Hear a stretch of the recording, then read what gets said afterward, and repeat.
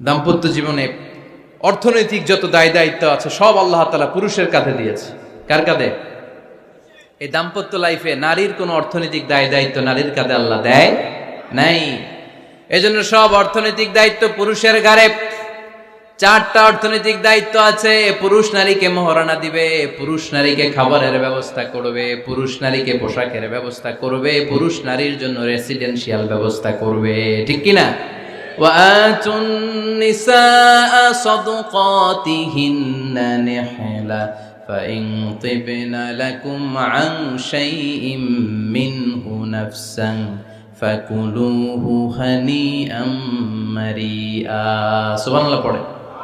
সব স্বামীদেরকে আল্লাহ ডেকে বললেন, ও স্বামীরা শোনো শোনো, বিয়ের পর সাথে সাথে স্ত্রীর কাছে তুমি মোহরানা আদায় করে দাও। মোহর দেয়া নফল নাকি ফরজ? জোরে বলেন। কি দিব? মোহরানা দিব। মোহরানা দেয়াকে ফরজ করেছে কে? আল্লাহ। তো মোহর দিতে টাকা লাগে না? এই টাকার দায়িত্ব পুরুষের ঘাড়ে দিছে কে? 2 নাম্বার দায়িত্ব, আলাল মাউলুদি লাহু রিজকুহুন্না ওয়া কিসওয়াতুহুন্না বিল মা'রুফ। স্বামী স্ত্রীর জন্য খাদ্যের ব্যবস্থা করবে, পোশাকের ব্যবস্থা করবে। 3 নাম্বার, ওয়াসকিনুহুন্না মিন হাইসু সাকানতুম মিন ওয়াজদিকুম। নিজের সামর্থ্যের মধ্যে থেকে স্ত্রীর জন্য রেসিডেন্সিয়াল একটা এরিয়ার ব্যবস্থা করে দিবে। সুবহানাল্লাহ পড়ে। তাহলে অর্থনৈতিক দায়িত্বের মধ্যে 4টা: মোহরানা দেয়া, মিলস খাবারের ব্যবস্থা করা, মানে ফুডিং অ্যান্ড ক্লোথিং, পোশাকের ব্যবস্থা করা, সর্বশেষ রেসিডেন্সিয়াল ব্যবস্থা করা। এই যে অর্থনৈতিক সব দায়িত্ব, খরচ যেখানেই আছে সব দায়িত্বগুলো পুরুষের কাঁধে দিল কে? চিল্লায় বলেন কে? আল্লাহর জান্নাত পাওয়ার ক্ষেত্রে একে অপরের সহযোগী। আপনি একা জান্নাতে যাবেন, ভাবি জাহান্নামে, এটা আপনি চান? ভাবি একা জান্নাতে যাবে, আপনি যাবেন না, এটা ভাবি চায়? চায় না। তাহলে গেলে একসাথেই যান না, একসাথেই যান, একসাথেই যাবেন, আলাদা না। এজন্য আল্লাহর আনুগত্যে, আল্লাহর ইবাদতে, দাম্পত্য জীবনে একে অপরের সহযোগী হতে হবে। আবার ভাইরা ভাবিদেরকে অহেতুক সন্দেহ করবেন। এই ওদিকে গেলা কেন, ওদিকে তাকাইলা কেন, এটা করলা কেন, ওইটা করলা কেন, দেখি তোমার মোবাইল, তোমার মোবাইলের গ্যালারি দেখি, লক করে রাখছো কেন, লক খোলো। আছে না নাই? অহেতুক সন্দেহ ফ্যামিলিটারে জাহান্নামের টুকরা বানিয়ে দেয়। হ্যাঁ, ভ্যালিড কোনো অপরাধ যদি স্বামী করে ফেলে, ভ্যালিড কোনো অপরাধ যদি স্ত্রী করে ফেলে, পরকীয়ার কোনো বিষয় যদি প্রমাণিত হয়, বসেন, কনসাল্ট করেন, একে অপরের সাথে কথা বলেন, জিজ্ঞেস করেন। কিন্তু অহেতুক, আমি অনেক ফ্যামিলি এরকম দেখেছি, আমার কিছু বন্ধুকেও আমি দেখেছি যে এদের অবস্থা খুব খারাপ, খালি সন্দেহ করে। আছে না নাই? এই সন্দেহের রোগটা বড় রোগ, এই রোগ থেকে বেরিয়ে আসতে হবে। স্বামী ভুল করলে স্ত্রী সুন্দর করে শুধরে দিবে, স্ত্রী ভুল করলে স্বামী শুধরে দিবে। ফজরের সময় স্ত্রী হাজব্যান্ডকে ডেকে দিবে, উঠতে না চাইলে ঠান্ডা পানির ছিটা দিবে। কারণ জান্নাতে একা যাওয়া যাবে না, গেলে দুইজনই যাব। কথা কয় না? দুইজনেই জান্নাতে যাওয়ার দরকার আছে না নাই? যত বেশি আপনারা আল্লাহর আনুগত্যে আগাতে পারবেন, তত আপনাদের মহাব্বত বাড়ায় দিবে কে? এই যে হাজব্যান্ড ওয়াইফের ভালোবাসাটাকে বলে লাভ পিরামিড। কি pyramid? Love pyramid, like triangle, ত্রিভুজ আকৃতির। হাজব্যান্ড ওয়াইফের ভালোবাসাটা ত্রিভুজ আকৃতির। The closer the couple comes to Allah, the closer they comes to each other. Husband wife যত বেশি আল্লাহর কাছে যাবে, তারা নিজেরাও নিজেদের তত কাছে যাবে। হাজব্যান্ড ওয়াইফ আল্লাহর সম্পর্ক থেকে যত দূরে সরে যাবে, তারা নিজেরাও নিজেদের থেকে তত দূরে সরে যাবে। ঠিক কিনা? ত্রিভুজ চিনেন আপনারা? ত্রিভুজের কয় কোণা? হ্যাঁ, 3 কোণা। এই যে এরকম লাভ পিরামিড, 3 কোণা। এই উপরের কোণায় আল্লাহর অবস্থান, আর এই কোণায় স্বামী, এই কোণায় স্ত্রী। তো তারা আল্লাহর দিকে যত যাবে, নিজেরাও তত কাছে যাবে। আর তারা আল্লাহর সম্পর্ক থেকে যত দূরে চলে যাবে, নিজেদের মধ্যে দূরত্ব বাড়তে থাকবে। ঠিক কিনা? পিরামিডটা বুঝতে পারছেন? ত্রিভুজ আকৃতির সম্পর্কটা লাভ পিরামিড এরকম, 3 কোণা। উপরের কোণায় থাকে আল্লাহ, এদিকে স্বামী, এদিকে স্ত্রী। তারা যদি আল্লাহর কাছে উভয়ে যেতে চায়, উভয়ে কাছাকাছি আসতেছে না? কথা বলেন না কেন? আর আল্লাহর আনুগত্য ইবাদত থেকে দুজন যদি দূরে সরে যায়, তাহলে দুজনের দূরত্ব বাড়িয়ে দেয় কে? এজন্য স্বামী হবে স্ত্রীর সহযোগী, সহকর্মী। নামাজের সময় একে অপরকে ডেকে দিবেন, মোবাইলে অ্যালার্ম দিয়ে রাখবেন। স্বামী স্ত্রীরে ডাকেন, স্ত্রী স্বামীরে ডাকেন। স্বামী স্ত্রীকে কোরআন তেলাওয়াত শোনাবেন, স্ত্রী স্বামীরে কোরআন তেলাওয়াত শোনাবেন। ফ্যামিলিটারে জান্নাতি ফ্যামিলি বানায় দিবে কে? আল্লাহ বললেন স্বামী হলো তার স্ত্রীর ইনচার্জ, প্রোটেক্টর, স্ত্রীকে সুরক্ষা দিবে, স্ত্রীকে টেক কেয়ার করবে, স্ত্রীর দায়িত্বে থাকবে। এই দাম্পত্য জীবনের দুইজনের সংসারকে, সংসারের মধ্যে স্বামীকে দায়িত্বশীল বানিয়েছে কে? পুরুষ দায়িত্বশীল। পুরুষ কখনো নারীর ক্ষতি করে না, সুপুরুষ নারীর ক্ষতি করে না, ঠিক কিনা? গোটা পুরুষ সমাজ নারী সমাজের সুরক্ষা দিবে। যেগুলো নারীকে একান্তে পেলে রেপ করে, যে ঢাকা বিশ্ববিদ্যালয়ে একটা রেপের ঘটনা ঘটছে না, যে এই বেয়াদবটা এই কাজ করেছে, এটা কি পুরুষ না কুপুরুষ? এটা কি সুপুরুষ না কুপুরুষ? সুপুরুষ নারীর প্রোটেকশন দেয়, নারীর টেক কেয়ার করে, তার ইনচার্জ, তার দায়িত্বশীল। একজন ঝগড়া শুরু করলে আরেকজন চুপ থাকতে হবে। দুইজনই ঝগড়া করলে, দুইজন রেগে গেলে ঝামেলা আসরা নাই। স্বামী রেগে গেলে স্ত্রী চুপ। এজন্য ঝগড়া করতে দেয়া যাবে না, কারণ এই ঝগড়া, সামান্য ঝগড়া থেকে এই ঝগড়া বাড়তে বাড়তে এটা বিচ্ছেদের দিকে গড়ায়। সহিহ মুসলিমে এসেছে, ইন্না ইবলিসা ইয়াদাউ আরশাহু আলাল মা। ইবলিস শয়তান তার সিংহাসন গেড়েছে সাগরের উপর। কোথায়? ইবলিসের সিংহাসন কোথায়? সাগরের উপর। সুম্মা ইয়াবাসু সারায়াহু, সে প্রতিদিন সকালবেলা তার সাঙ্গপাঙ্গরে গোটা পৃথিবীতে পাঠায়, যা পৃথিবীতে ফাসাদ সৃষ্টি কর, ফাসাদ সৃষ্টি কর। ইবলিস যখন সাঙ্গপাঙ্গদেরকে গোটা পৃথিবীতে ছড়িয়ে দেয়, সারাদিন ধোকা দেওয়ার পরে, ওয়াসওয়াসা দেওয়ার পরে, রাত্রিবেলা ইবলিসের কাছে ফিরে আসে, এসে বলে, ও ইবলিস, আমি আজকে আল্লাহর বান্দাদেরকে দিয়ে মিথ্যা কথা বলিয়েছি। ইবলিস বলে, এটা তো কোনো ব্যাপারই না, এগুলাই তো তোদের কাজ। আরেক শয়তান বলে, আমি ওজনে কম দিয়েছি একজনের মাধ্যমে বাজারে। ইবলিস বলে, এটাও তেমন বড় কোনো কাজ নয়। আরেকজন বলে, আমি সুদের ডিলিংস করিয়েছি। ইবলিস বলে, এটাও কোনো কাজ নয়। আরেক শয়তান বলে, আমি মদের আড্ডাখানায় নিয়ে, মসজিদে যেতে নিয়েছিল সেখান থেকে সরিয়ে মদের আড্ডাখানায় আল্লাহর বান্দাদেরকে নিয়েছি।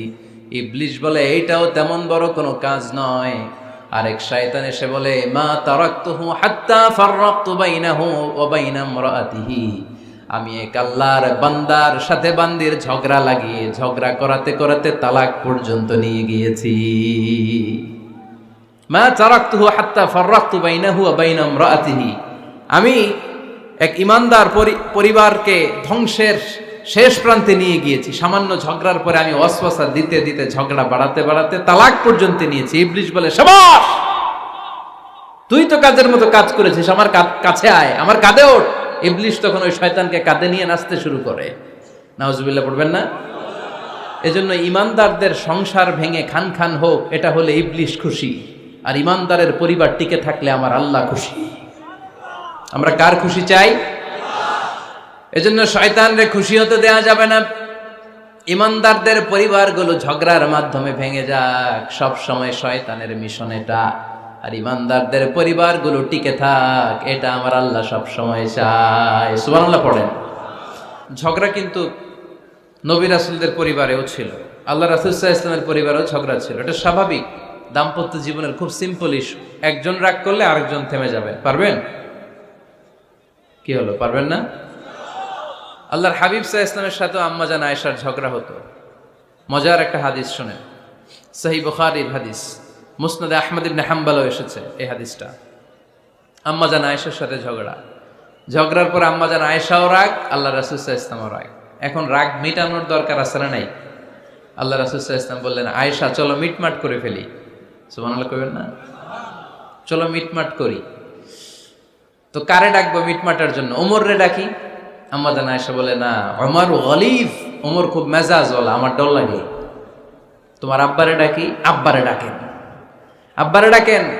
খুশি হয়ে গেছেন আম্মা জান আয়েশা রাদিয়াল্লাহু। আবু বকর রাদিয়াল্লাহু চলে আসলেন, দাঁড়ালেন। এবার বিষ্ণু সাল্লাল্লাহু আলাইহি ওয়াসাল্লাম বললেন, তাতাকাল্লিমিন আও আতাকাল্লাম, কি ঘটছে আমাদের মাঝে, তুমি বলবা না আমি বলবো? আম্মা জান আয়েশা বললেন, তাতাকাল্লামু আনতা ওয়ালা তাকুল ইল্লা হাক্কান, আপনিই বলেন, তবে সত্য ছাড়া মিথ্যা বলেন না। আবু বকর রাদিয়াল্লাহু তাআলা আনহু শুনে রেগে গেলেন, কি এ কেমন কথা তোমার? নবীকে উদ্দেশ্য করে তুমি বলছো সত্য ছাড়া মিথ্যা বলবেন না, নবী কখনো মিথ্যা বলবে নাকি? রেগে মেয়ের গায়ে মেরেছে এক চোর। চোর খেয়ে আম্মা জান আয়েশা উল্টে পড়ে গেলেন। সাইয়েদানা আবু বকর রাদিয়াল্লাহু তাআলা আনহু রেগে গড়গড় করতে লাগলেন, আবার মারার জন্য উদ্যত হলেন। আম্মা জান আয়েশা রাদিয়াল্লাহু তাআলা আনহু বাঁচার জন্য এবার বিশ্বনবীর পিছনে যে আশ্রয় নিলেন। সুবহানাল্লাহ পড়বেন না? বিশ্বনবী সাইয়েদানা আবু বকরের সামনে দুই হাত মেলে ভেবে দাঁড়িয়ে গেলেন। আল্লাহর হাবিব যখন আম্মা জান আয়েশাকে বাঁচানোর জন্য দুই হাত উঁচু করে দাঁড়িয়ে গেলেন, সাইয়েদনা আবু বকর থেমে গেলেন। সাইয়েদনা আবু বকর এই পরিস্থিতি দেখে ঘর থেকে বের হয়ে ঘরের বাইরে দাঁড়ালেন। এবার আল্লাহর রাসূল সাল্লাল্লাহু আলাইহি ওয়াসাল্লাম আম্মা জান আয়েশাকে তুললেন, বললেন, ইয়া আয়েশা কাইফা রাআইতিনি আনকাসতুকি মিনার রাজুল, দেখলা নাকি কেমন করে আমি তোমার বাবার হাত থেকে তোমারে বাঁচালাম। আজকে আমি যদি সামনে দাঁড়িয়ে না বাঁচাতাম, তোমার বাবা তোমারে একেবারে মেরেই ফেলতো। সুবহানাল্লাহ পড়ে।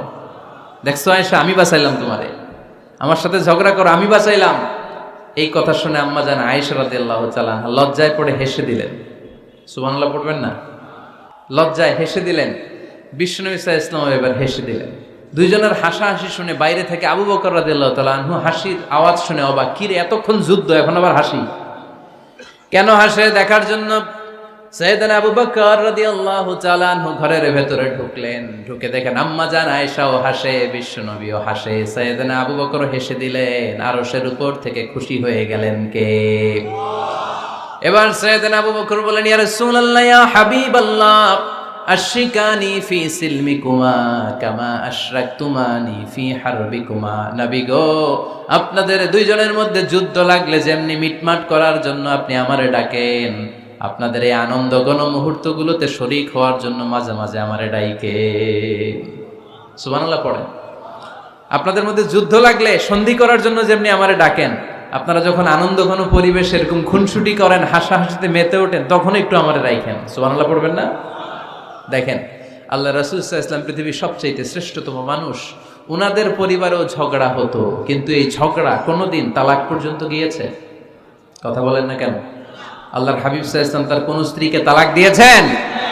তার মানে নবীদের ফ্যামিলি তো ঝগড়া এগুলো হতো, কিন্তু এটা তালাক পর্যন্ত গড়াতো না, ঠিক কিনা? তাহলে এখন থেকে আমাদের এই স্লোগান নিতে হবে যে ঝগড়া করলেও আমরা ডিভোর্সের দিকে যাব না। পারা যাবে? আর একজন রেগে গেলে আরেকজনকে চুপ থাকতে হবে। ভাবি রেগে গেলে আপনি চুপ। দাম্পত্য জীবনের কোনো গোপন কথা অন্যের কাছে শেয়ার করা যাবে না। হাদিসে এসেছে, এটাকে বলা হয়েছে আযমুল আমানা, এটা সবচেয়ে বড় আমানত। যারা দাম্পত্য জীবনের একান্ত বিষয় কারোর সাথে শেয়ার করে, তারা সবচেয়ে বড় কবিরা গুনাহ করে। আশারুন নাস বলেছেন বিশ্বনবী এদেরকে, সবচেয়ে নিকৃষ্ট মানুষ। ইয়াউমাল কিয়ামাতি মানজিলাতান, আল্লাহর কাছে কিয়ামতের দিন সবচাইতে নিকৃষ্ট হয়ে দাঁড়াবে ওই দম্পতি, ওই নারী কিংবা ওই পুরুষ, তুফদি ইলা যাওজিহি ওয়া ইউফদি ইলা যাওজিহা সুম্মা ইউনশিরু সিররাহা। তারা একান্ত সময়ে ফিজিক্যাল ইন্টিমেসিতে যা করে, এটা পরে মানুষের কাছে বলে বেড়ায়। এরকম আছে না নাই? খবরদার, এটা বড় কবিরা গুনাহ। অনেক বোনরা একসাথে হলে দাম্পত্য জীবনের বিভিন্ন গোপন বিষয় নিয়ে কথা বলে, আছে না নাই?